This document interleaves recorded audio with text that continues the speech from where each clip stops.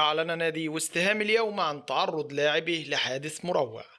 أعلن في الساعات الأخيرة نادي وست هام الإنجليزي تعرض مهاجمه الجامايكي أنطونيو لحادث مروري مروع، وتم نقله إلى المستشفى في الساعات القليلة الماضية. شهدت بعض المدن الإنجليزية خلال الساعات الماضية عواصف قوية تسببت في تأجيل عدد من المباريات، وكان من أبرزها مواجهة ليفربول ضد نادي إيفرتون، ولكن تم تأجيل هذه المباراة. أصدر نادي ويست هام يونايتد بيانا رسميا أعلن فيه تفاصيل الحادث. جاء فيه يؤكد نادي ويست هام يونايتد أن مهاجمه أنطونيو تعرض لحادث مروري. أفكار وصلوات الجميع في النادي مع مايكل وعائلته وأصدقائه في هذا الوقت، وسيصدر النادي تحديثا في الوقت المناسب.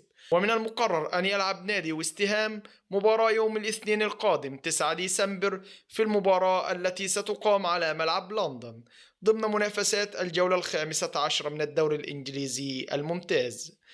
كان هذا خبرنا اليوم، لا تنسوا الاشتراك في القناة ليصلكم كل جديد. نشكركم جميعا والسلام عليكم ورحمة الله وبركاته.